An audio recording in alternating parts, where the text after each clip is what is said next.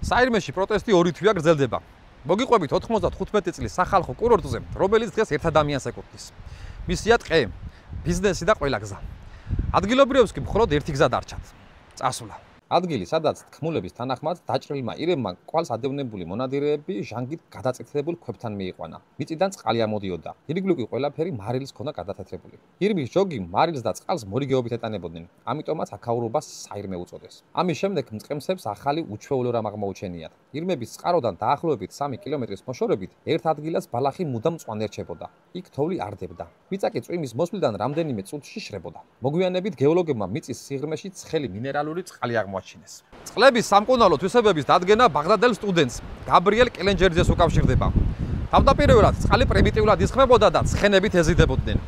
ხოლო 1945 წელს ქარხნის აგების შემდეგ პროდუქცია საბჭოთა კავშირის ყველა რესპუბლიკაში იგზავნებოდა. საინტერესოა ისიც, რომ მიუხედავად 4-ვე წყაროს ერთმანეთთან ახლო მდებარეობის გამო, ყველა მათგანს განსხვავებული ქიმიური შემადგენლობა და სამკურნალო თვისებები აქვს. საბჭოთა კავშირის დაშლის შემდეგ კურორტ საირმეს სხვადასხვა მცირე ბიზნესი და ადგილობრივი მოსახლეობა აცოცხლებდა. 2010 წელს კი მთლიანი კურორტი ბიზნესმენმა თემურ კოხოძემ, თეკეტას დამფუძნებელმა შეიძინა, რომელმაც ნამდვილად ახალი სიცოცხლე მისცა საირმეს. გაალამაზა, გააუმჯობესა ინფრასტრუქტურა. მოაწყო სასწავლეთი და ერთ-ერთი ყველაზე გრძელი ზიპლაინი საქართველოში. აშენდა მაღალი დონის სასტუმროები, გარემონტა ბალნეოლოგიური კურორტიც. ასე გადაიქცა საირმე ერთ კაცზე დამოკიდებულ კურორტად. შესაბამისად, ყველაფერი შედარებით ძვირი და ხელმიუწვდომელი გახდა საშუალო ფენისთვის. დღეს აქ მხოლოდ ერთი კაფე-ბარია, ერთი მაღაზია და ისიც კოხოძეს ეკუთვნის. ახლახანს ბიზნესმენმა სახელმწიფოსგან ტენდერის გარეშე სიმბოლურ ფასად 1000 ლარად 40 წლიანი იჯარით მიიღო 13000 ჰექტარი ტყე საირმის რეკრეაციული ფერმის მოსაწყვად, სადაც იგეგმება ირმებისა და არჩვების ხელახალი დაბრუნება საირმეში.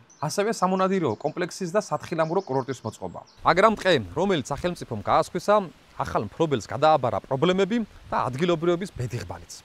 აქ ცხოვრობენ ოჯახები, რომლებიც მამაპაპისეულ დანატოვარ მიწაზე კანონიერად ცხოვრობენ. გასაქცევი კი არსად აქვთ. მათ აქვთ ფერმები, აწარმოებენ სულგუნს, თაფლს, ემსახურებიან ტურისტებს. ახლა კი ეუბნებიან, რომ ტერიტორია დატოვონ. პროტესტის მხარე დახმარებას ხელისუფლებას თხოვს, თუმცა მთავრობა დუმს. ბიზნესმენის მიერ შეთავაზებულ კომპენსაციაზე ადგილობრივობა უარი თქვეს. ეგონათ პრობლემა მარტივად ფულით მოგვარდებოდა.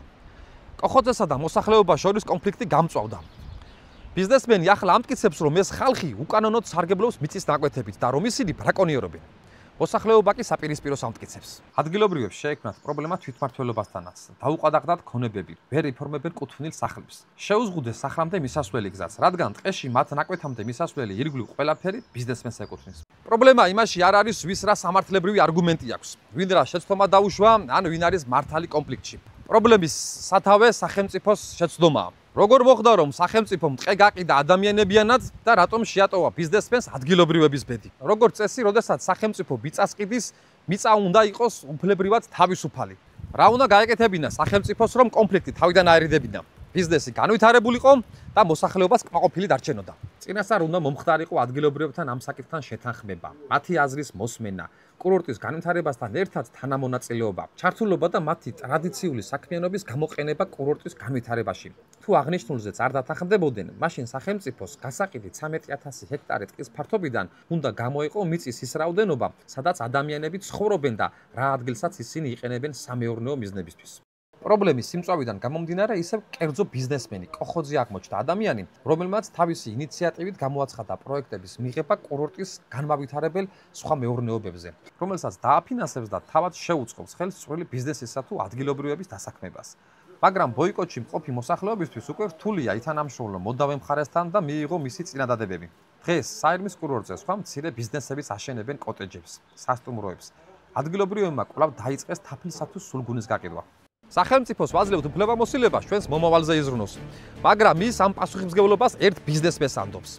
ისმის კითხვა: ვის ემსახურება სახელმწიფო, ხალხს თუ ბიზნესს? დღეს ეს დაემართა საირმის. ხვალ შეიძლება იგივე დაგიმართოს შენ. მაგრამ შესაძლოა შენ შემთხვევაში კერძო ბიზნესმენი კეთილგანწყობილი არ აღმოჩნდეს.